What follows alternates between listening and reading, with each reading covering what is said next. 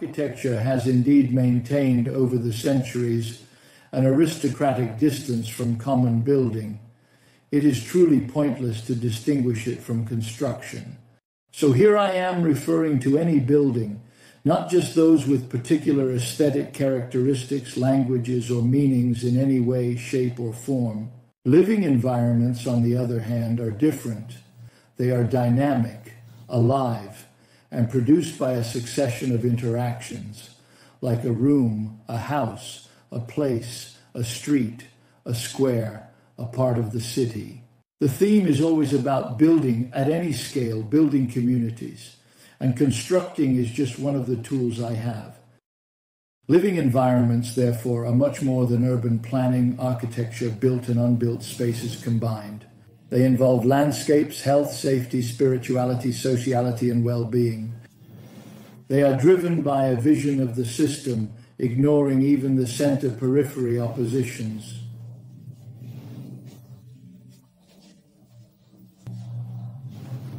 As a lattice of relationships, a living environment can foster gatherings, generate or strengthen a community. Utility, firmness, and beauty still indeed make common sense, truly good common sense. In fact, certainly.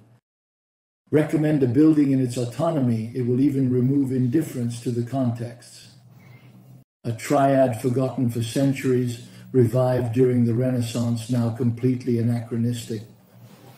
Today, functions are unstable. Adaptability, accessibility, and attention to the life cycle of the built environment are necessary.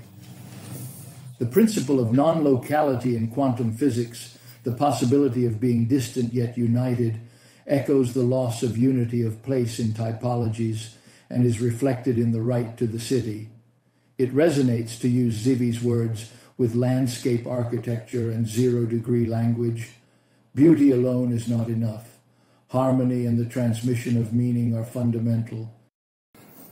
Designing presupposes participation, complexity, dialogues, and loves to interpret questions that are not selfish or sectoral.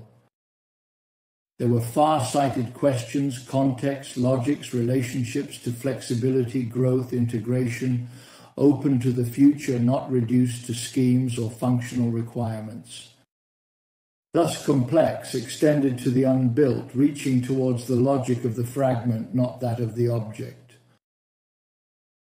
The evolution of questions evidently elevates the answers, diminishing interest in what cannot be introduced into a home within a context, or does not help to improve the overall human condition.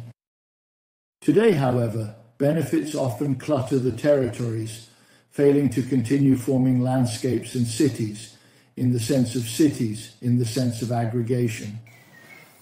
The 20th century solidified the culture of separation. It is urgent to break free from it. The future calls for integrations, interactions with presence and a systemic vision.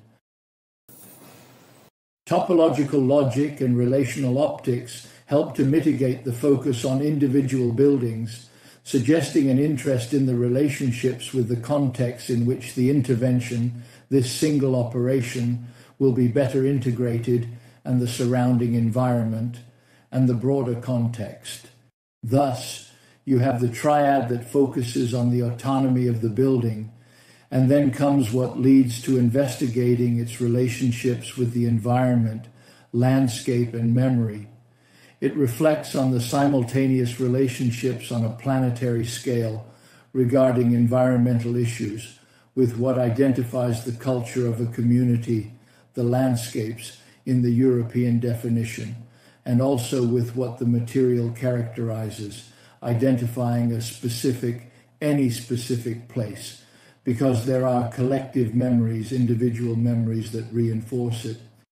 In conclusion, living environments, the poetics of the fragment, intensify the grit, the intent as vital roots that I would dare to say are almost Copernican, which are essential in understanding the broader context of our discussion and are fundamental in grasping the overall implications. In this sense, the European Code for the Quality of Living Environments strengthens the role of the project and helps to make these ambitions concrete.